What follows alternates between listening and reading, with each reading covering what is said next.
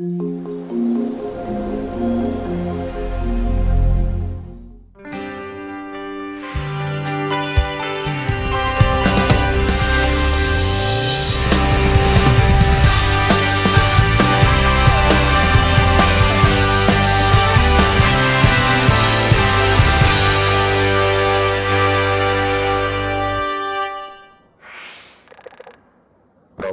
ప్రియ సహోదరి సహోదరులకు యేసుక్రీస్తు ప్రభువారి నామమున మీకందరికీ కూడా శుభవందనాలు తెలియజేస్తూ ఉన్నాను. దేవుని వాక్యాన్ని చదువుకుందాం. లూకా సువార్త 15వ అధ్యాయము 21వ వచనం. తండ్రి, నేను పరలోకమునకు నీకు విరోధముగా పాపము చేసి తిని, ఇక మీదట నీ కుమారుడునని అనిపించుకొనుటకు యోగ్యుడను కాను. ప్రార్థన చేసుకుందాం. మహోన్నతుడా, మహాగణుడా, పరిశుద్ధుడా, మా ప్రియ పరలోకపు తండ్రి యేసు ప్రభువా, మీ ఘనమైన నామమునకు స్తుతులు స్తోత్రాలు చెల్లిస్తూ ఉన్నాం. ప్రభువా, నీ బిడ్డలకు నీ యొక్క వాక్యాన్ని అందిస్తూ ఉంటుండగా విభజించటానికి నాకు శక్తినివ్వండి. బిడ్డలు అర్థం చేసుకొని ఆత్మీయంగా బలపడడానికి, అందరూ యోగ్యత కలిగి జీవించడానికి కృప చూపించుమని మా ప్రభువును రక్షకుడును అయినటువంటి యేసుక్రీస్తు వారి పరిశుద్ధమైన నామమును బట్టి ప్రార్థన చేయుచున్నాను మా పరమ తండ్రి, ఆమేన్. ప్రియులారా, ఈ లోకంలో ప్రతి వారు కూడా ఒక యోగ్యత కలిగి ఉంటారు. అందుకే మనం చూస్తూ ఉంటాం, చాలా మందిని వారు దానికి యోగ్యులు అంటాం. అందుగురించి మరికి ప్రభువుకి యోగ్యుడైనటువంటి వాడు ఎవడు, ఆ యొక్క లక్షణాలు కలిగి ఉన్నటువంటి వాడు ఎవడు? ప్రభువుని ప్రేమిస్తున్నానంటున్నారు. ప్రభు అంటే ఇష్టపడిన వారు ఎవరు ఉండరు.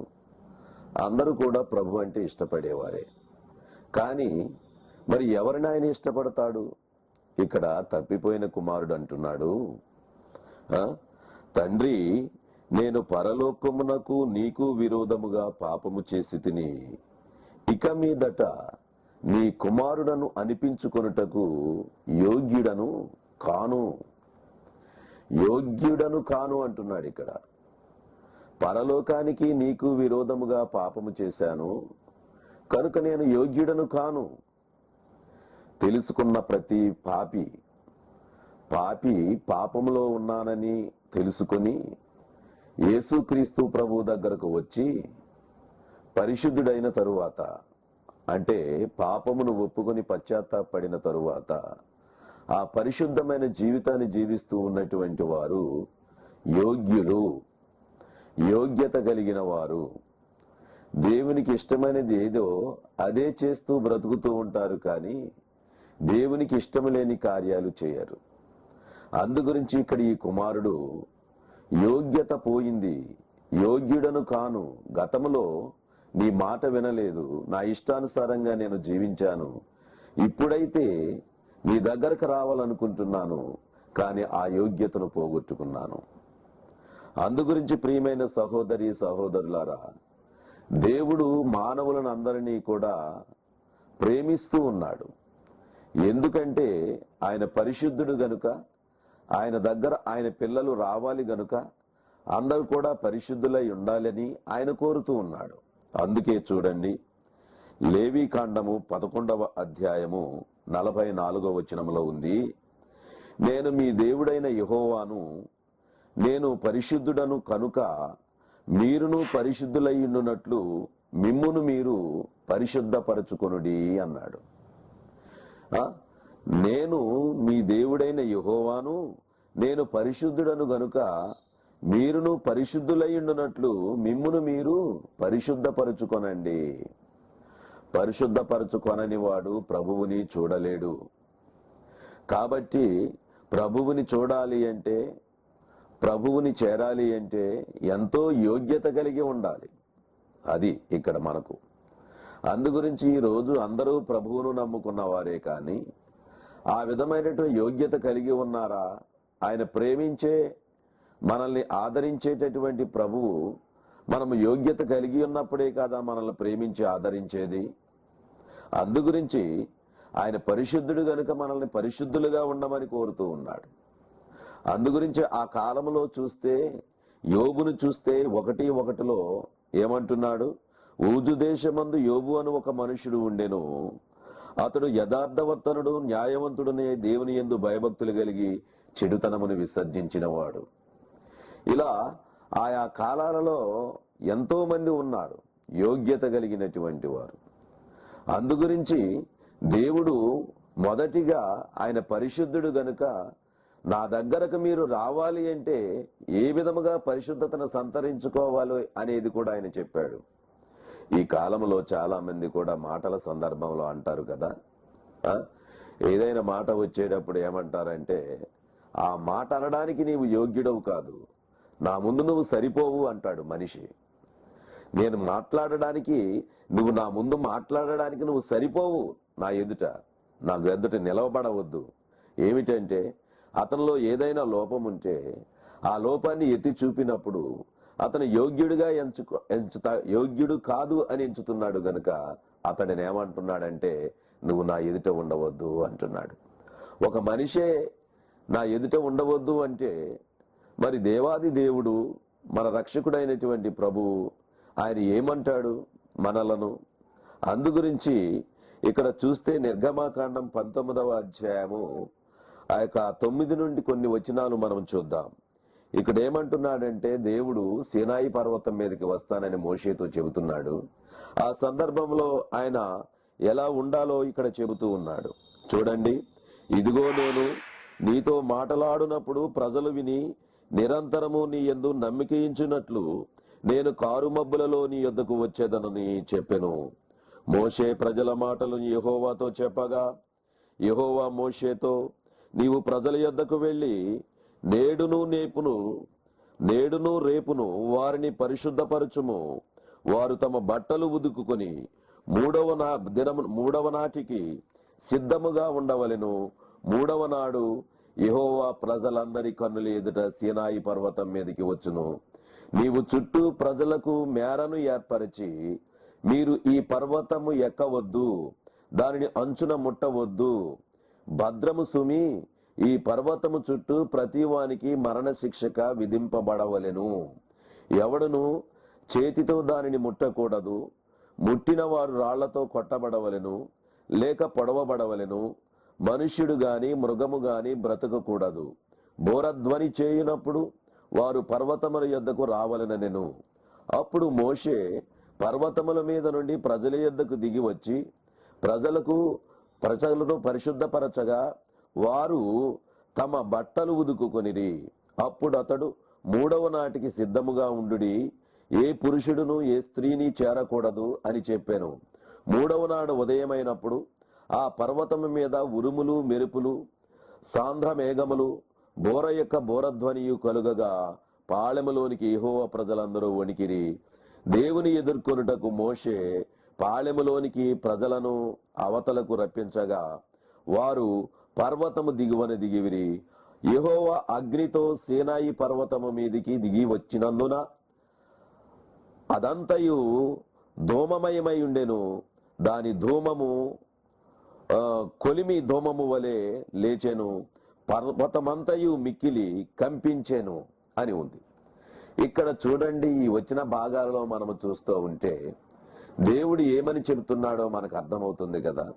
నేను వచ్చేటటువంటి ప్రదేశంలోనికి మీరు ఎలా సిద్ధపడి ఉండాలి, ఎంత క్లియర్గా మనకు చెప్తున్నాడో చూడు. అందుకే దేవుడు పరిశుద్ధుడు, ఆయనను చూచిన వాడు ఎవడు కూడా లేడు. అందుగురించి ఈ ఒక్క వాక్య భాగంలో మోషేకి చెబుతూ ఉన్నాడు, నేను వస్తాను, ప్రజలను ఈ విధంగా సిద్ధపరచు. నేను వచ్చే ఆ సీనాయి కొండ మీదకి ఆ యొక్క మేర ఏర్పాటు చేయి, దాని చుట్టూ మేర ఏర్పాటు చేయి, ఒక బోర్డర్ చేయి. ఆ బోర్డర్ దాటి యువతలికి రావడానికి వీలు లేదు. అంతేకాదు, ఆ బోర్డర్ని తాకకూడదు. అంతేకాదు, 3 దినాలు ఏ విధముగా ఉండాలి, మీరు పరిశుద్ధముగా ఉండాలి. పురుషులు ఏ స్త్రీని కూడా ముట్టకూడదు. ఆ విధమైనటువంటి కండిషన్స్ ఇక్కడ చెబుతూ ఉన్నాడు. చూసారా, దేవుడు వస్తే ఎంత పకడ్బందీగా ఉందో అక్కడ. దేవుడిని చూడాలనుకుంటే, దేవునితో మాట్లాడాలనుకుంటే అక్కడ ఏ విధమైనటువంటి ఆంక్షలు పెడుతున్నాడో చూసారా. అయితే అక్కడ ఏమిటి అంటే మనము తెలుసుకోవలసినది, ఆయన ముందు ఎవరు నిలవజాలరు. అందుకు యోగ్యత కలిగిన వారు మాత్రమే ఉండగలరు. యోగ్యత కలిగిన వారు మాత్రమే ఆయనని చేరగలరు. ఇది మనము గమనించాలి ప్రియులారా. ఈరోజు చూడండి, ఒక ప్రధానమంత్రి వస్తున్నాడంటే అంతా పగడ్బందీగా ఉంటుంది ఆ ప్రాంతం అంతా కూడా. ఆ ప్రధానమంత్రి వస్తున్నాడంటే 3-4 రోజుల ముందు నుంచి కూడా ఆ ప్రాంతం అంతా కూడా చెక్ చేస్తూ అధికారులు వచ్చి, సెక్యూరిటీ వాళ్ళు వచ్చి దాన్ని అంతా చూస్తూ ఉంటారు. అలాగే దేశం కాని దేశంలో నుంచి, విదేశాల నుండి, అమెరికా నుండి ట్రంపే వస్తున్నాడు అనుకోండి, అప్పుడు ఇంకా ఎలా ఉంటది? ఆ వచ్చే ప్రాంతంలో నెల రోజుల ముందే వారి సిబ్బంది ఇక్కడికి వచ్చి ఉంటుందట. మరి ఈ లోకంలో ఉన్నటువంటి ఈ దేశాన్ని ఏలేటటువంటి నాయకులు వస్తే ఇంత సెక్యూరిటీ ఉంటే, దేవాది దేవుడు, మన రక్షకుడు, మరి ప్రభువు, ఆయన వస్తే ఏ విధముగా ఉంటుంది అనేటువంటిది మనకి ఇక్కడ వివరించాడు. ఎంత గొప్ప దేవుడు, ఎంత విధంగా చెబుతూ ఉన్నాడు, మీరు ఏ విధంగా సిద్ధపడాలో చెబుతూ ఉన్నాడు కదా. అందుగురించి అంతటి పరిశుద్ధుడైనటువంటి దేవుడు ప్రభువు మనల్ని ఇంత పర్ఫెక్ట్ గా ఉండమని కోరుతూ ఉన్నప్పుడు, యేసుక్రీస్తు ప్రభు వారు వచ్చి ఆ ప్రేమను చూపించి వెళ్ళిపోయినప్పుడు, మీరందరూ సిద్ధముగా ఉండండి, నేను వచ్చి మిమ్మల్ని తీసుకువెళతానని చెప్పినప్పుడు, మానవులు ఆ చూపించే ప్రేమను నిర్లక్ష్యము చేసి వారు ఇష్టానుసారమైన జీవితం జీవించి, ఆయన ఇచ్చినటువంటి దీర్ఘశాంతాన్ని, ఆయన చూపుతున్నటువంటి ఆ దీర్ఘశాంతాన్ని, ప్రేమాన్ని వదిలేసుకొని ప్రభువుకి వ్యతిరేకమైన జీవితం జీవిస్తున్నారు. ఎంత భయంకరమైన శిక్ష ఉంటుంది కదా. అందుగురించే ఇక్కడ యోగ్యత గురించి ఆయన చెబుతూ ఉన్నాడు, యోగ్యత గురించి చెబుతూ ఉన్నాడు. అందుకే దేవుని సన్నిధికి రావాలంటే యోగ్యత లేని వారు వస్తున్నారు దేవుని సన్నిధికి. అవును కదా. యెషయా గ్రంథంలో ఏమంటున్నాడు? 1వ అధ్యాయము 12వ వచనములో, నా సన్నిధిని కనబడవలనని మీరు వచ్చుచున్నారే, నా సన్నిధిని కనబడవలని మీరు వచ్చుచున్నారే, నా ఆవరణమును త్రొక్కుటకు మిమ్మును రమ్మన్నవాడు ఎవడు? అందుకే కదా ఇప్పుడు ఏమని చెప్పాడు? సీనాయి పర్వతం మీదకి వచ్చేటప్పుడు ప్రభువు మోషేతో ఏమని చెప్పాడు? ఈ ప్రకారముగా ఉండమని చెప్పాడు కదా. ఆయన పరిశుద్ధుడు కదా. ఆయన బిడ్డలు ఆయన దగ్గరకు వచ్చేవారు పరిశుద్ధులుగా ఉండాలి. అది ఇక్కడ కోరుతూ ఉన్నాడు. ఆనాటి నుండి ఈనాటి వరకు ఆయన పరిశుద్ధుడు కనుక ఆయన నమ్మినటువంటి బిడ్డలు, మనము చాలా పరిశుద్ధతగా ఉండాలి. అందుగురించి మనలో దోషాలు, అక్రమాలు, అవినీతిలు ఇవన్నీ పెట్టుకొని ప్రభు దగ్గరకు వస్తే ప్రయోజనమేముంది? అందుకే కదా అంటున్నాడు, నా సన్నిధిని కనబడవలని మీరు వచ్చుచున్నారే, నా ఆవరణములు త్రొక్కుటకు మిమ్మును రమ్మన్నవాడు ఎవడు? ఎవరు రమ్మంటే వచ్చారు? మీ పాపములు, మీ దోషములు అన్నీ కూడా అలాగే ఉంచుకొని నా యందు భయము లేకుండా మీ ఇష్టానుసారమైన జీవితం జీవిస్తూ మరి నన్ను స్తుతిస్తున్నారు, గణపరుస్తున్నారు అంటే అది దేవునికి ఎంత కోపము రప్పిస్తుందో ఆలోచన చేయండి ప్రియులారా. ఈ ప్రస్తుతానికి ఉన్నటువంటి కాలంలో ఎక్కువగా ఆ భయం లేదు కదా. అసలు దేవుడు ఉగ్రత వస్తే మనం ఏమైపోతామనే భయం ఏ మానవునికి లేదు కదా. ఈ లోకంలో ఎలా సాగుతామా, సంతోషంగా బ్రతుకుతామా లేదా అనే ఉద్దేశంతోనే ప్రార్థనలు, ఆ యొక్క పాస్టర్స్ను గాని, పెద్దలను గాని ఆ విధంగా నడిపించి వారిని కూడా దేవుని వైపు ఉండేటటువంటి వారిని మళ్లించి వీళ్ళ అలవాట్ల ద్వారా వాళ్లను ఆ విధంగా నిలబెట్టి వారి అవసరాలు తీర్చుకునేటటువంటి వారుగా ఉన్నారు. అంటే యోగ్యత లేని ప్రజలు, యోగ్యత లేకుండా వారి ఇష్టానుసారమైన జీవితం జీవిస్తున్నారు. అందుకే యెహెజ్కేలు గ్రంథంలో 33వ అధ్యాయంలో 31వ వచనంలో అంటున్నాడు, ఆ యెహెజ్కేలుతో అంటున్నాడు దేవుడు ఏమని అంటున్నాడంటే, నా జనులు రాదగని విధముగా వారు నీ యొద్దకు వచ్చి నా జనులైనట్టుగా నీ ఎదుట కూర్చుండి నీ మాటలు విందురు గాని వాటిని అనుసరించి ప్రవర్తింపరు. అవునండి, ఈ రోజు వచ్చేటటువంటి వారు ఎందుకు వస్తున్నారు? ఆ సంఘంలో ఉన్నటువంటి పాస్టర్ గారి గురించి, ఆ పాస్టర్ గారు ఏమనుకుంటారో, పెద్దలు ఏమంటారో, కనీసం 2 వారాలు మానేసా 3వ వారమైనా వెళ్ళాలి అంటే ఎవరో ఏమో అనుకుంటారు కనుక మనం వెళ్ళాలి అనేటువంటి ఉద్దేశంతో వస్తున్నారు గాని దేవుని యందు భయభక్తులు కలిగి కాదు. అందుకే ఇక్కడ అంటున్నాడు, నా జనులు రాదగిన విధముగా వారు నా యొద్దకు వచ్చి నా జనులైనట్టుగా నీ ఎదుట కూర్చుండి నీ మాటలు విందురు గాని వాటిని అనుసరించి ప్రవర్తింపరు. అంటే మైండ్ ఆబ్సెంట్, బాడీ ప్రజెంట్ కదా. అందుగురించి మనసు మాత్రమే ఎక్కడో ఉంటుంది. వారు కేవలం వచ్చేది ఏమిటి అంటే ఆచార ప్రకారముగా వస్తున్నారు, ఆచార ప్రకారముగా వస్తున్నారు. వారి నోటితో ఎంత ప్రేమను కనుపరుచుదురు కానీ వారి నోటితో ఎంతో ప్రేమను కనుపరుచుదురు కానీ వారి హృదయము లాభాన్ని అపేక్షిస్తూ ఉంది, లాభాన్ని అపేక్షిస్తూ ఉంది. ప్రియమైన వారలారా, ఈరోజు సంఘాలలో మనము చూస్తూ ఉన్నప్పుడు ఎక్కువగా చూస్తూ ఉంటే ఎక్కడ ఉన్నారు? లాభము కొరకే. నాకేమి జరుగుతుంది, ఎన్నిసార్లు చెప్పినా ఇదే చెబుతున్నారని బాధపడవద్దు గాని నాకేమి జరుగుతుంది, నాకున్నటువంటి సమస్యలు తీరాలి, నాకున్నటువంటి కష్టాలు తీరిపోవాలి, ప్రయోజకులు అవ్వాలి, ఇదే కావాలనుకుంటున్నారు గాని మీరు పాపములో ఉండి ఆ పాపము జీవితాన్ని వదులుకోకుండా ఆ ప్రకారంగా దేవుని సన్నిధికి వస్తే ఆయన మాట్లాడిన తీరు గుర్తుంచుకున్నారా? ఎవరు రమ్మంటే నా సన్నిధికి వచ్చారని రోషముగా అడుగుతున్నాడు కదా. భయపడడం లేదా? ప్రియమైన సహోదరి సహోదరులారా, ప్రభు సన్నిధి చాలా విలువైనది. ప్రభువు ఉండేటటువంటి స్థలము గాని, ప్రభువుతో మాట్లాడేటటువంటి మాటలు గాని, ప్రతి సమయము కూడా ప్రభువుని గురించి ఉండేది. ఆయన సన్నిధి అంటే చాలా విలువైనది గనుక అక్కడ యోగ్యులైన వారు మాత్రమే ఉండాలి. అసలు సంఘం అంటే ఎవరు? స్వరక్తమిచ్చి కొనబడిన వారని చెప్పాను కదా, అందు గురించి వారే కదా సంఘం. మరి అటువంటి సంఘము ఉంటే ఇంకెవరు? యోగ్యత లేని వారా వారు? యోగ్యత కలిగిన వారే కదా. అంటే యోగ్యత కలిగిన వారై ఉండి యోగ్యత లేని వారుగా ప్రవర్తిస్తున్నారంటే యోగ్యులు కారనే కదా. అంటే ఆ యొక్క దేవుని సన్నిధి మరి ఎలా ఉంది? చెడిపోయింది ప్రియులారా. అందుగురించి ఆలోచన చేయండి. అందుగురించి మనము చాలా జాగ్రత్తగా ఈ యొక్క వాక్యాన్ని పరిశీలన చేసి మనం ముందుకు వెళ్ళాలి. అందుకే యోగ్యత చాలా కావలసినది. నీ కుమారుడిని అనిపించుకోవడానికి నేను యోగ్యుడును కాను అంటున్నాడు. నేను కుమారుణ్ణి అనిపించుకోవడానికి నేను యోగ్యుడును కాను. ప్రభువా, నేను ఏపాటి వాడను, నేను ఆ పని చేయడానికి యోగ్యుడును కాను. ఒక శతాధిపతి అంటున్నాడు, లూకాసు వార్త 6వ అధ్యాయం 6-7 వచనాలలో ఉన్నది. అతని యొక్క దాసుడు అనారోగ్యంతో ఉంటే అందుకు వచ్చారు యేసుక్రీస్తు ప్రభు దగ్గరికి వచ్చి అంటున్నాడు, తండ్రి, ఇక్కడ ప్రభువా, శ్రమ పుచ్చుకొనవద్దు, నీవు నా ఇంటిలోనికి వచ్చుటకు నేను పాత్రుడను కాను అంటున్నాడు. నా ఇంటిలోనికి వచ్చడానికి, నా ఇంటిలోనికి రావడానికి, మీరు నా ఇంటిలోనికి రావడానికి నేను పాత్రుడను కాను, అంటే యోగ్యుడను కాను. అందుచేత నీ యొద్దకు వచ్చుటకు పాత్రుడనని నేను ఎంచుకొనలేదు. రెండవ మాటలో కూడా ఏమంటున్నాడు? ఆ యోగ్యత నాకు లేదు. మిమ్మల్ని బట్టి వింటున్నాను, మీరు పరిశుద్ధులని, మీ మాటలు ఎంతో పరలోకమునకు నిత్య జీవాన్ని ఇచ్చేటటువంటి మాటలని, పరలోకమునకు చేర్చే మాటలని నేను వింటూ ఉన్నాను.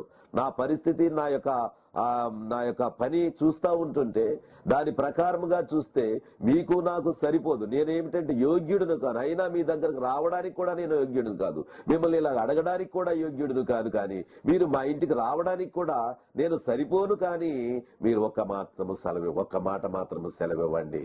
ఏమిటి అంటే, నా దాసుడి గురించి సెలవిమ్ము, నా దాసుడు స్వస్థపరచబడును అన్నాడు. ప్రియమైన సహోదరి సహోదరుడు, ఆలోచన చేయి. ఎంత యోగ్యత కావాలి ప్రభువు దగ్గరికి వెళ్ళాలంటే?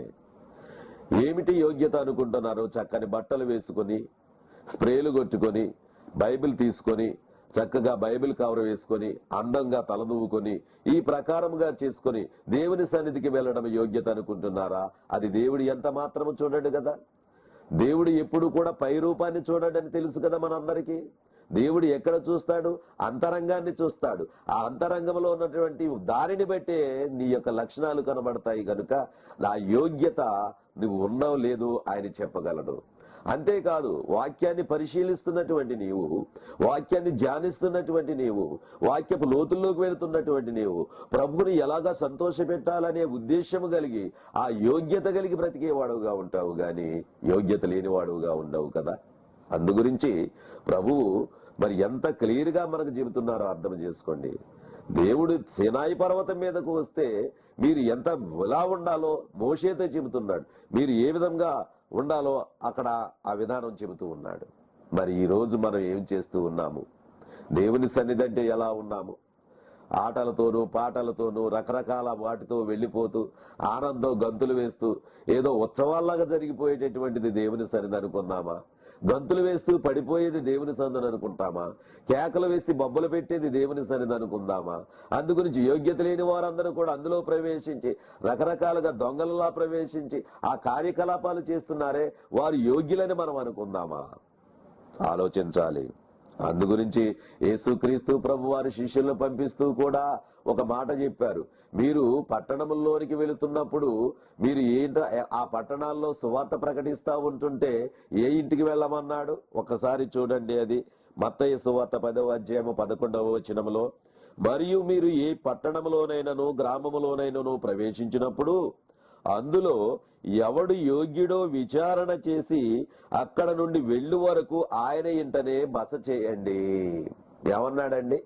అక్కడ ఎవడో యోగ్యుడో విచారణ చేసి, అక్కడ ఎవడు యోగ్యుడో విచారణ చేసి. అవును కదా, విచారణ చేయాలి. దాని గురించి ప్రత్యేకంగా యోగ్యత కలిగిన వారింటికే వెళ్ళమంటున్నాడు. ప్రియమైన తమ్ముడు, చెల్లి, ఒకసారి ఆలోచించు. ప్రకటించడానికి వెళ్ళిన వాడు ఉండడానికే ఒక యోగ్యుడైన ఇంట్లో ఉండమంటున్నాడంటే, సువార్త ప్రకటించడానికి గాని, దేవుని యొక్క వాక్యము బోధించడానికి గాని, దేవుని పని చేయడానికి గాని వెళ్ళేవాడు ఎంత యోగ్యుడై ఉండాలో ఆలోచించాలి. అంతే కదా? ప్రకటించేవాడు ఎంత యోగ్యుడై ఉంటాడు? నువ్వు బస చేయడానికి, ఆ ఇంట్లో ఉండడానికే అక్కడ ఆ ప్రాంతంలో ఉన్న వాటిని ఎవడు యోగ్యుడో విచారణ చేసి ఉండమంటున్నాడు. ఎంత గొప్ప మాట! అందుగురించి యోగ్యత మనకున్నదా? ఏ యోగ్యతలో మనం జీవిస్తున్నాము? అందుగురించి మనం చాలా జాగ్రత్తగా పరిశీలన చేయాలి. యోగ్యత కలిగిన బిడ్డలుగా మనము జీవించాలి. దేవునికి ఇష్టమైన బిడ్డలుగా జీవించాలి. అందుగురించి 13వ వచనంలో ఏమంటున్నాడు? ఆ ఇల్లు యోగ్యమైనదైతే, ఆ ఇల్లు యోగ్యమైనదైతే మీ సమాధానము దాని మీదికి వచ్చును, అది అయోగ్యమైనదైతే మీ సమాధానము మీకు తిరిగి వచ్చును. అందుగురించి యోగ్యత కావాలి. యోగ్యత లేకుండా ఏ పని చేయకూడదు. ఏ పనిది? ప్రభువు పని. అందుకే సంఘంలో ప్రభువు పని చేసేవారు పాటలు పాడుతున్నా, వాయిద్యాలు వాయిస్తూ ఉన్నా, లేకపోతే బలలో పాల్గొనేటటువంటి ఆ రొట్టెను ద్రాక్షరసాన్ని అందిస్తూ ఉన్నా, అందరూ కూడా ఎవరు? వారు రక్షించబడిన వారు, ప్రత్యేకమైనటువంటి వారు, యోగ్యత కలిగిన వారు. ఆ యొక్క పర్వతము దగ్గరికి వచ్చిన వారు ఎలా ఉండాలన్నాడు? ఆ 3వ దినం వరకు సిద్ధపరచుకోమన్నాడు. బట్టలు ఉదుక్కున్నారు, శుభ్రపడ్డారు, ఏ స్త్రీని చేరకుండా ఆ కాలంలో ఆ విధముగా అంత పర్ఫెక్ట్ గా ఉండి రావాలన్నాడు. పొరపాటున ఆ మేరను ఎవరైనా టచ్ చేస్తే ఒక్కడే వాళ్ళు చనిపోతారు. కాబట్టి ప్రియమైన సహోదరి, సహోదరుడు, ఆలోచన చేయి. ఎంత పవర్ గా ఉన్నాడో చూసారా? ఈ రోజు ఆ పవర్ లేదనే కదా మీరందరూ కూడా పాపులను రక్షించడానికే క్రీస్తు యేసు లోకానికి వచ్చాడు కానీ తీర్పు తీర్చడానికి ఆయన రాలేదని పదే పదే మీకు తెలియబరుస్తున్నారు కదా. అందు గురించి ఆయన చేతకాని వాడుగా ఉండి మిమ్మల్ని ప్రాధేయపడి అడుగుతున్నాడు చూడు. దాని చేత మీకేమనిపిస్తుందంటే దేవుని మాటలు వెర్రితనముగా ఉన్నాయి. అందుగురించి మీకు వారి మాటలన్నా, దేవుని పని అన్నా, దేవుని సమయం అన్నా దానిని ఆటపాటలతో చేసేవారుగా ఉన్నారు. దాన్ని లక్ష్యం చేసేవారుగా లేదు. భయము లేదు, భక్తి లేదు. ఎంత విచారకరం! అందుకే ఇందాక యోబు గారు అంటున్నాడు, యోబుని గురించి ఏమంటున్నాడు? అతడు యథార్థవర్తనుడును న్యాయవంతుడునై చెడుతనమును విసర్జించిన వాడు, దేవుని యందు భయభక్తులు కలిగిన వాడు. కాబట్టే ఆయన యోగ్యుడు, యోగ్యుడు, ఆయన యోగ్యుడు. ప్రియమైన సహోదరి, సహోదరులారా, పౌలు గారు కూడా సువార్తను ప్రకటించడానికి ఆయన యోగ్యతను గురించి మాట్లాడుతున్నారు. ఒకసారి చూద్దామా? తెస్సలోనికి రాసినటువంటి మొదటి పత్రిక 2వ అధ్యాయం 4వ వచనములో అంటారు ఆయన, సువార్తను మాకు అప్పగించుటకు యోగ్యులమని దేవుని వలన ఎంచబడిన వారమై. సువార్తను అప్పగించుటకు, సువార్త మాకు అప్పగించుటకు యోగ్యులమని దేవుని వలన ఎంచబడిన వారమై మనుష్యులను సంతోషపెట్టువారము కాక, మనుష్యులను సంతోషపెట్టువారము కాక మన హృదయములను పరీక్షించు దేవునినే సంతోషపెట్టువారమై బోధించుచున్నాము. పౌలు గారు అంటున్నాడు తెస్సలోనికైన సంఘానికి చెబుతూ. ఆ విధముగా మేము బోధిస్తూ ఉన్నాము. ఆయన పని అప్పగించడానికి మేము యోగ్యులము, ప్రభు పని చేయడానికి మేము యోగ్యులము. అందుకే ప్రభు మాకు ఈ పని అప్పగించాడు. ప్రియమైన బోధకుడా, ప్రియమైన సహోదరుడా, నా తోటి సహోదరి సహోదరులారా, మీకందరికీ మనం చేస్తున్నాను. ఆయన పని మనకు అప్పగించినప్పుడు మనం ఎటువంటి యోగ్యత కలిగిన వారంగా ఉన్నా మనం ఆలోచన చేయండి. అందు గురించి ప్రియమైన వారులారా, జాగ్రత్త సుమా. పౌలు గారు అంటున్నాడు, ఎంత యోగ్యత కలిగిన వాడు గనక ఆ సువార్త భారం దేవుడు మాకిచ్చాడు అని, మనకిచ్చాడని చెప్పేసి మనం ఎప్పుడైనా అనుకుంటున్నామా? లేకపోతే దాన్ని ఏదో సిల్లిగా తీసుకొని, ఏదో మనం కడుపు నింపుకోవడానికి తీసుకొని, లేకపోతే ఏదో అక్కడ ఉన్నటువంటి గ్రూప్లో వాళ్ళందరినీ ఐకమత్యం చేయడానికి తీసుకొని, అన్ని రకాలుగా వారు ఏ చేసిన అన్నిటికీ సై అంటూ మనం యోగ్యులం కాకుండా దేవునికి వ్యతిరేకులమై జనాన్ని సంతోషపెట్టే వారముగా ఉంటే మనము మరి ఏమైనా ప్రభుకి ఇష్టమైనటువంటి వారముగా జీవిస్తామా? చెప్పండి, ఆలోచించండి. అందు గురించి యోగ్యత చాలా ప్రాముఖ్యమైనది. యోగ్యత కలిగిన జీవితము కావాలి.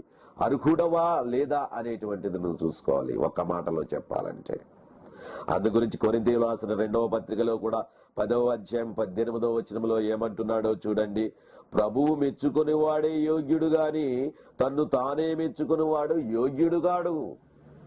ప్రభువు మెచ్చుకుని వాడే యోగ్యుడు, తన్ను తాను మెచ్చుకునేవాడు. ఈరోజు ఎంతమంది తన్ను తాను మెచ్చుకుంటున్నారు? వారు డప్పు వారే కట్టుకుంటున్నారు. నేను వాక్యము చెప్తున్నాను, నేను బోధలు చేస్తున్నాను, చాలా మంది చాలా చోట్ల వింటున్నారు. ఆ రకరకాలైన సోది కబుర్లు, సోది వార్తలు చెబుతూ ఉన్నారు. నీకు మగపిల్లవాడు పుడతాడు. నేను చెప్పాను, ప్రార్థన చేశానమ్మా, వారికి మగపిల్లవాడే పుట్టాడు. అతను గల్ఫ్ వెళ్తాడని చెప్పాను, విదేశాలు వెళ్తానని చెప్పాను, వెళ్ళిపోయాడు. చూడండి, నేను చేసిన ప్రార్థనా శక్తి. నేను ఉద్యోగం వస్తుందని చెప్పాను, ఉద్యోగం వచ్చింది. చూడండి ప్రార్థనా శక్తి. ఇంకా ఏవేవో లోక సంబంధమైనవి ఇవన్నీ నేను చెబుతుండే జరుగుతున్నాయి. అందు గురించి అతను ఏమవుతున్నాడు? మనుషుల మెప్పు కొట్టుకుంటున్నాడు. పరలోకమును గురించి చెప్పడం లేదు. అతను ఏ యోగ్యత కలిగిన వాడో కూడా తను ఆలోచించుకోవడం లేదు. ఈ రీతిగా చెప్పుకుంటూ తాను మెచ్చుకుంటున్నాడు. అటువంటి వాడు ప్రభువుని మెచ్చుకుంటాడు. ప్రభు అటువంటి వాడిని మెచ్చుకుంటాడా? చెప్పండి. అందుకే జాగ్రత్త. బాధకులే కాదు, మరి పెద్దలే కాదు, విశ్వాసులు కూడా మీకున్నటువంటి పరిధిలో నువ్వు చాలా జాగ్రత్తగా ఉండాలి. బోధకులు వారు వీరు అలా ఉన్నారని నువ్వు పడిపోకు, నువ్వు చెడిపోకు. దేవుని వాక్యము నీకు తెలుసు కనుక జాగ్రత్తగా పరిశీలించుకొని దాని ప్రకారంగా జీవించి ప్రభు దగ్గరకు వెళ్ళేటటువంటి వాడుగా సిద్ధపడు. అది ప్రభువు కోరుతూ ఉన్నాడు. అందు గురించి ప్రియమైన వారులారా, పౌలు గారు మరొకసారి కూడా చెబుతూ ఉన్నాడు. ఎవరికో తెలుసా? తిమోతికి చెబుతున్నాడు. ఏమని చెబుతున్నాడో చూడండి. 2వ తిమోతి 2వ అధ్యాయం 15వ వచనంలో, దేవుని ఎదుట యోగ్యునిగాను, తిమోతి నా ప్రియమైన కుమారుడా, నా నిజమైన కుమారుడా అంటాడు కదా పౌలు గారు. ఆయన చెబుతున్నాడు తిమోతికి, దేవుని ఎదుట యోగ్యునిగాను, సిగ్గుపడనక్కరలేని పనివానిగాను. చాలా ప్రభు పని చేయాలంటే సిగ్గుపడేటటువంటి విధం ఉంటుంది. ఎక్కడికైనా వెళ్ళి సువార్త చెబుతానంటే కొంతమంది సువార్త చెబుతూ ఉంటుంటే ఆ యొక్క సిటీలోకి నేను రాను, అక్కడ మాకు తెలిసిన వాళ్ళు ఉంటారు, మీరు అరే నువ్వు కూడా సువార్త చేస్తున్నావు అని సిగ్గుపరిచేలా మాట్లాడతారు. అందు గురించి ఇవి కాదు అనే విధంగా వెనక్కి వెళ్ళిపోయేటటువంటి వారు, సిగ్గుపడేటటువంటి వారు, అంటే ఒక మాటలో చెప్పాలంటే పిరికివారు వీరు. దేవుని పనికి ఇంటి దగ్గర ప్రగల్భాలు పలుకుతారు. దేవుని వాక్యం చెప్పేటప్పుడు నలుగురు ఉన్నప్పుడు వాళ్ళ మందలో ఉన్నప్పుడే ప్రగల్భాలు కలుగుతారు. కానీ ఆ యొక్క అన్యజనుల్లోనికి వెళ్ళినప్పుడు వారు ఏ విధముగా వాళ్ళని ప్రభువులోకి నడిపించాలనేటువంటి ఆలోచన కనీసం లేకుండా వాళ్ళు లోక సంబంధుల వలె వాళ్ళలో కలిసిపోయేటటువంటి వారుగా ఉంటారు. అలా ఉండకు తిమోతి అంటున్నాడు ఇక్కడ. సిగ్గుపడనక్కరలేని పనివానిగాను, సత్యవాక్యమును సరిగా ఉపదేశించువానిగాను. ఏ వాక్యం అటండి? సత్యవాక్యం అండి. సత్యవాక్యమును సరిగా ఉపదేశించే విధానం అటండి. అందు గురించి ప్రియులారా, ఈరోజు వాక్యానికి కొదువు ఉందా అండి? కొదువు లేదండి. సత్యవాక్యము చెబితే ఎవరైనా వింటారండి? ఆయన అలాగే చెబుతాడండి. అంత ఎవరు చేస్తారండి అని ఇక్కడ వదిలేసి వెళ్ళిపోతారు.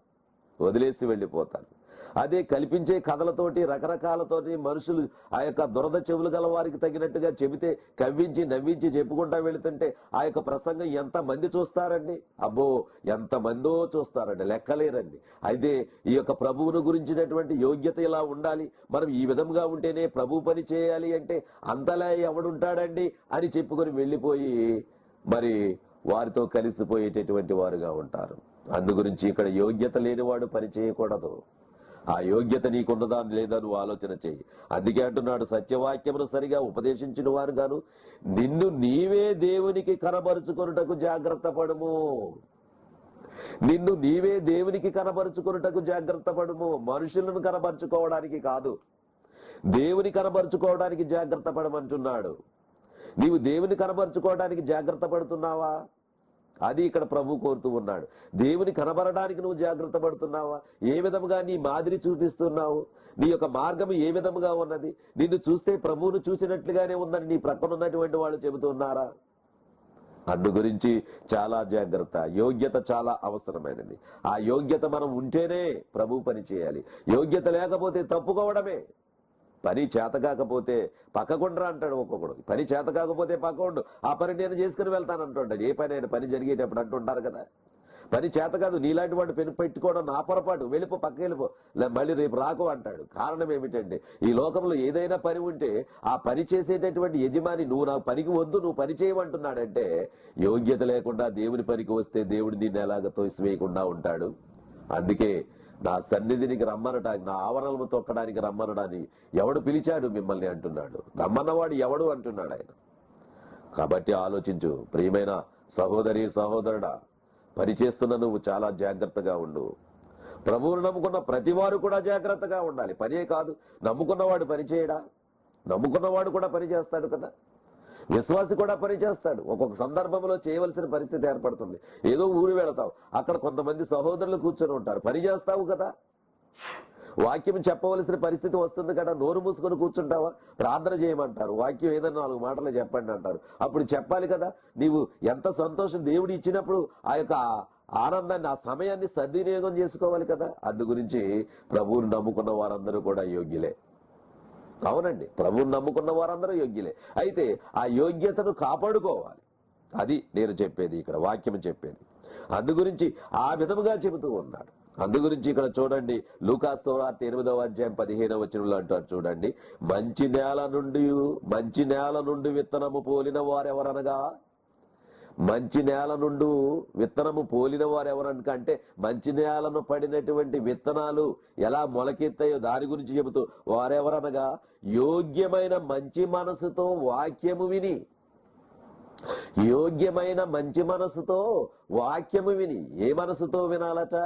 యోగ్యమైన మంచి మనసుతో వినాలట. యోగ్యమైన మంచి మనసుతో వాక్యము వినాలట. వాక్యము విని దానిని అవలంబించి ఓపికతో ఫలించండి అంటున్నాడు ఇక్కడ. అవలంబించి మరలా దేనితో ఫలించాలట? ఓపికతో ఫలించాలట. ఓపిక. క్రైస్తవుడికి ఓపిక చాలా అవసరం అండి. ఓపిక లేకపోతే క్రైస్తవుడుగా జీవించలేడు. ఓపిక లేకపోతే ఆత్మల భారము కలిగి పనిచేయలేడు.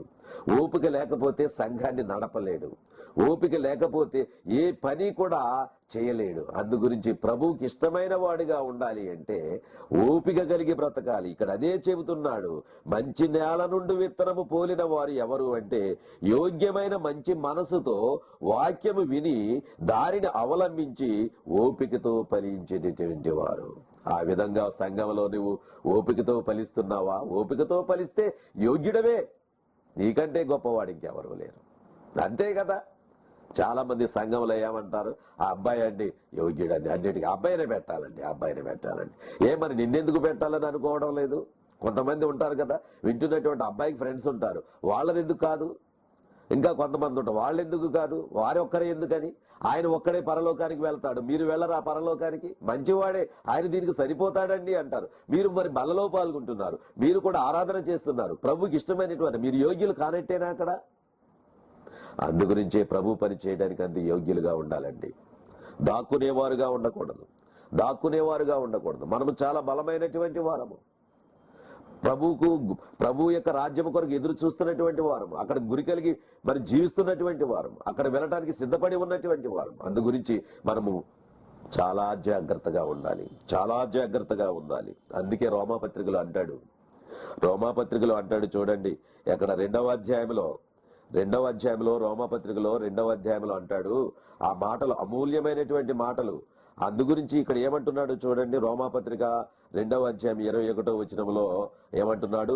ఎదుటివారికి బోధించు నీవు నీకు నీవే బోధించుకొనవా? ఎదుటివారికి బోధించే నీవు నీకు నీవే బోధించుకోవా? ఎందుకని నువ్వు బోధించుకోవు? అదే ఇక్కడ అడుగుతున్నాడు ప్రభు. ఎందుకని నీవు బోధించుకోవు? నువ్వు పరీక్షించుకోవా? నువ్వు పరీక్షించుకోవా? బోధించడమేనా? బోధించేవారు చేయవలసిన పని లేదా? అందుకే ఎదుటివారికి బోధించి నీకు నీవే బోధించుకొనవా? దొంగిలవద్దని ప్రకటించు నీవు దొంగిలిస్తావా? ఏమండి, ఈరోజు బయట వాళ్ళందరూ కూడా మనల్ని అంటున్నారంటే కారణం ఏంటండి చెప్పండి? యోగ్యత లేకే కదా. యోగ్యులుగా బ్రతకడం లేదు మనం. ఇక్కడ అంటున్నాడు ఏమని అంటున్నాడు? ఎదుటివారికి బోధించే నీకు నీవే సారి బోధించుకోవా? ఒక్కసారి నువ్వు పరీక్షించుకో. నీ సంఘంలో 500 మంది ఉన్నారు, 1000 మంది ఉన్నారు, 2000 మంది ఉన్నారు. వాళ్ళందరూ నీ వైపు చూస్తున్నారు, నీ క్రియలు చూస్తున్నారు, నీ పద్ధతులు చూస్తున్నారు. అందు గురించి ఇక్కడ అంటున్నాడు, నిన్ను నీవే బోధించుకో. దొంగిలించవద్దని ప్రకటించుచు నువ్వు దొంగిలిస్తావా? వ్యభిరించవద్దని చెప్పి నీవు వ్యభిచరిస్తావా? విగ్రహములను అసహించుకునే నీవు గుళ్లను దూసేస్తావా? ఎంత దారుణం అండి ప్రియులారా. ఇవన్నీ కూడా ఏమిటి అంటే, మనకి ఒకానొక రోజు ఆ ఉగ్రత దినం ఎలా ఉంటుందంటే, అందుకే అన్నాడు, మీలో అనేకులు బోధకులు కాకుండండి, బోధకులు కాని వాడికి కఠినమైన తీర్పు అన్నాడు. అందు గురించి బోధకులు కాకండి. ఒకవేళ బోధకుడు అయ్యావా, నీ ఇల్లు, నీ కుమారులు, నీ పిల్లలు, నీ అంతా కూడా, నీ భార్య, అందరూ కూడా మాదిరికరమైన జీవితం జీవించేటటువంటి వారుగా ఉండాలి. యోగ్యులుగా ఉండాలి. వారు లేరండి వీరు లేరంటే అంత కాదు. కుటుంబం అంతా కూడా యోగ్యత కలిగిన కుటుంబముగా ఉండాలి. అందు గురించి ఇక్కడ ఉన్నటువంటి మాటను మనం బాగా పరిశీలన చేయాలి. 24వ వచనంలో అంటున్నాడు కదా, వ్రాయబడిన ప్రకారము మిమ్మును బట్టియే కదా నా నామము అన్యజనుల మధ్య దూషించబడుతుంది. మిమ్మును బట్టియే కదా నా నామము అన్యజనుల మధ్య దూషించబడుతుంది. అవును కదా. ఎంతమంది అండి ఈరోజు వారండి ప్రభువుని నమ్ముకున్నారా? చూడండి, ఒక జైల్లోకి, ఒక పోలీస్ స్టేషన్కి వెళ్తే ఆ సెల్లో ఉంటే ఆ కుర్రోడి పేరు ఏంటంటే శాంసన్ అంటారు. అక్కడికి వచ్చిన సాక్షుల పేర్లు ఏంటంటే జాన్, లేకపోతే థామస్. ఇటువంటివన్నీ చూస్తూ ఉన్నప్పుడు ఎంత బాధకరంగా ఉందండి. వారు పైగా ఒక్కొక్కసారి న్యూస్లో వస్తూ ఉంటాయి, మరీ అమ్మ అని. అలాగని ఈ పేర్లు వినిపిస్తూ ఉన్నప్పుడు బాధ కలిగిస్తూ ఉంటుంది నాకు. ఎంతమంది చూస్తారు ఈ క్రైస్తవ పేరు పెట్టుకొని ఈ విధమైన కార్యక్రమాలు చేస్తున్నారు. యోగ్యత లేని వారు, దేవుని నామానికి అవమానం తెచ్చేటటువంటి బిడ్డలు. 3వ వచనం నుండి చూడండి ఏమంటున్నాడో. 3వ వచనం చూడండి ఎంత సీరియస్ గా మాట్లాడుతున్నాడో. అట్టి కార్యములు చేయువారికి తీర్పు తీర్చుచు వాటినే చేయుచున్న మనుష్యుడా. అట్టి కార్యములు చేయుచున్న వారికి తీర్పు తీరుస్తావు గాని అదే కార్యాలు నువ్వు చేస్తున్నావు. అటువంటి మనుష్యుడా, నీవు దేవుని తీర్పును తప్పించుకోందు అని అనుకుంటున్నావా? నో. అందుకే నీవు దేవుని తీర్పును తగ్గించుకుందామని నువ్వు అనుకుంటున్నావా అని చెప్పేసి అడుగుతున్నాడు ఇక్కడ. లేదా దేవుని అనుగ్రహమును మారు మనసు పొందుటకు నిన్ను ప్రేరేపించుచున్నదని ఎరుగక ఆయన అనుగ్రహైశ్వర్యమును, సహనమును, దీర్ఘశాంతమును తృణీకరించెదవా? ఎంత ప్రేమ! ఆయన సహనముని, దీర్ఘశాంతముని అన్నిటినీ కూడా తృణీకరిస్తున్నావు నువ్వు అంటున్నాడు ఇక్కడ. తృణీకరించుదువా? నీ కాఠిన్యమును మార్పు పొందని నీ హృదయమును అనుసరించి ఉగ్రత దినమందు, అనగా దేవుని న్యాయమైన తీర్పు బయలుపరుచుబడు దినమందు నీకు నీవే ఉగ్రత సమకూర్చుకొనుచున్నావు. అంటే కావాలనే నరకములోకి వెళ్ళడానికి ప్రతి ఒక్కరూ సిద్ధపడుతున్నాడు. యోగ్యత లేని వారందరూ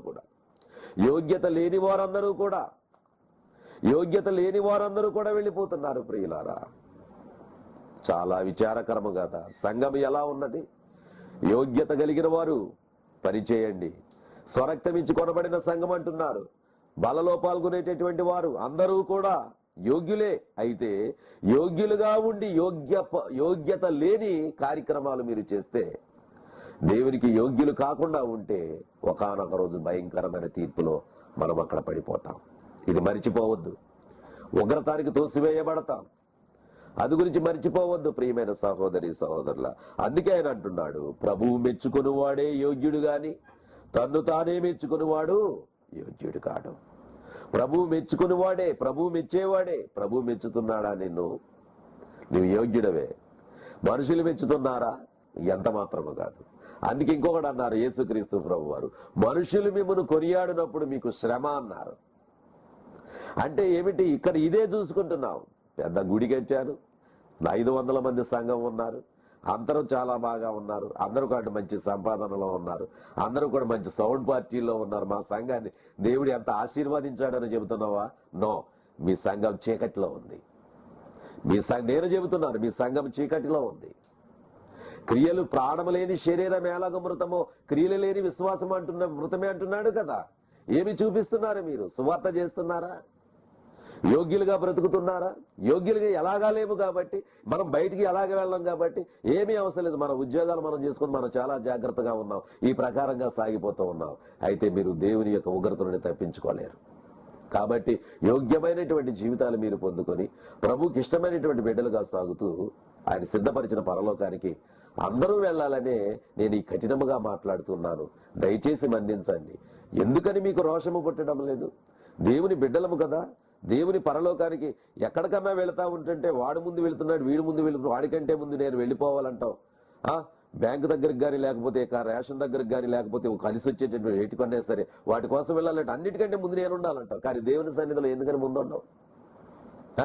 దేవుని యొక్క పనివారు, దేవుని యొక్క సేవకుడు, లేకపోతే అక్కడ ఉన్నటువంటి పెద్దలు వాళ్ళు కొంచెం ముందు ఉంటా ఉంటుంటే, వాళ్ళు పని చేస్తూ ఉంటుంటే వాళ్ళని వెక్కిరించేవాడుగా ఉంటావు, వాళ్ళని తప్పులు పట్టేవాడుగా ఉంటావు. కానీ నీవు ప్రభుకి ఇష్టమైన వాడిగా జీవించాలని ఆశపడటం లేదు. కాబట్టి పద్ధతులు మార్చుకోనండి, దేవునికి భయపడండి, యోగ్యత కలిగినటువంటి జీవితాలు జీవించి ప్రభుకి ఇష్టలుగా బ్రతకండి.